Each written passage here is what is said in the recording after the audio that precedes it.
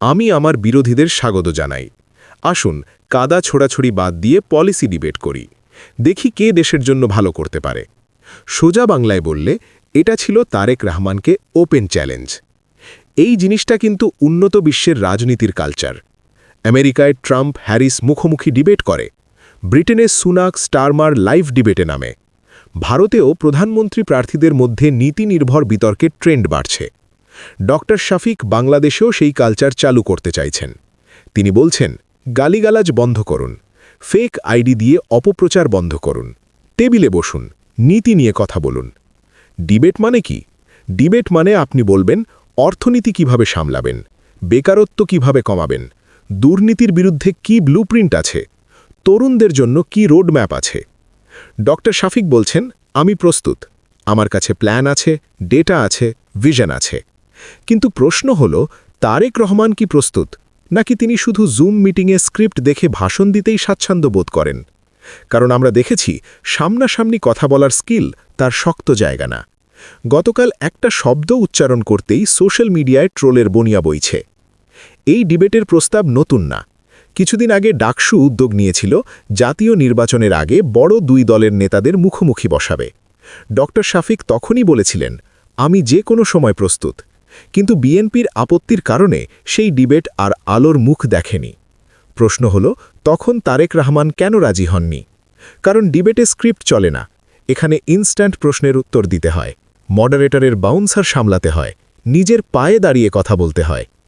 একপাশে একজন পেশাদার ডাক্তার, যিনি 17 বছর রাজপথে ছিলেন, জেল খেটেছেন, আন্দোলন সামলেছেন। অন্য পাশে একজন নেতা, যিনি 17 বছর দেশের বাইরে, যার প্রাতিষ্ঠানিক শিক্ষা নিয়েই বিতর্ক আছে। এই ডিবেট হলে ফল কি হতো তা অনুমান করতেই কষ্ট হয় না। ডিবেটে বডি ল্যাঙ্গুয়েজ খুব গুরুত্বপূর্ণ। চোখে চোখ রেখে কথা বলার সাহস লাগে। ডক্টর শফিক যখন যুক্তি দেন, সেখানে ভার্চুয়াল গর্জন টিকে না। গত কয়েকদিন আমরা কি দেখলাম? হ্যাকিং, ফেক আইডি, অশ্লীল পোস্ট, ছাত্রদলের গালিগালাজ। এটাই কি রাজনীতি? অন্যদিকে জামাত বলছে, আসুন নীতি নিয়ে কথা বলি। 24-এর পরের জেনারেশন মারামারি চায় না, তারা চায় ডেটা, চায় ক্লিয়ার রোডম্যাপ, চায় ভবিষ্যতের গ্যারান্টি।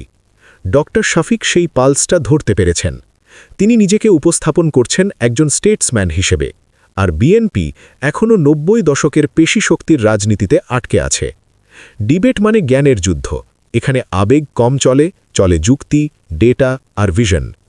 তারেক রহমান এখন দুই বিপদে। 1, ডিবেটে গেলে এক্সপোজড হবেন। 2, না গেলে মানুষ বলবে ভয় পেয়েছেন। রাজনীতিতে নীরবতা অনেক সময় অক্ষমতার ভাষা হয়ে দাঁড়ায়। যদি কনফিডেন্স থাকত, এতক্ষণে টুইট দিয়ে বলতেন, আমি আসছি, সময় ঠিক করুন। কিন্তু এখনও বিএনপির পক্ষ থেকে দুটি শব্দেও নেই। তরুণ ভোটাররা এটা দেখছে। সোশ্যাল মিডিয়ায় ইতিমধ্যেই ট্রেন্ড করছে, তারেক ভয় পাইছে। যে লোক একটা ডিবেট ফেস করতে পারে না, সে দেশ চালাবে কিভাবে? যে শফিকুর রহমানের চোখের দিকে তাকাতে ভয় পায়, সে বিশ্ব নেতাদের সামনে দাঁড়াবে কিভাবে? এই চ্যালেঞ্জ ছোড়ার মুহূর্তেই জামাত সাইকোলজিক্যাল ভিক্টরি পেয়ে গেছে। কোনো গালি নেই, কোনো লাঠি নেই, শুধু ভদ্র একটা আহ্বান। আর তাতেই বিএনপির দম্ভ ভেঙে পড়েছে। শেষ কথা একটাই, যুদ্ধটা এখন আর পেশি শক্তির না, যুদ্ধটা এখন ব্রেনের।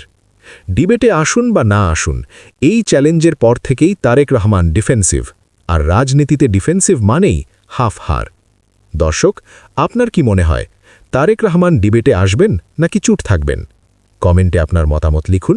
চ্যানেলে নতুন হলে সাবস্ক্রাইব করুন, বেল আইকন চাপতে ভুলবেন না। আল্লাহ হাফেজ।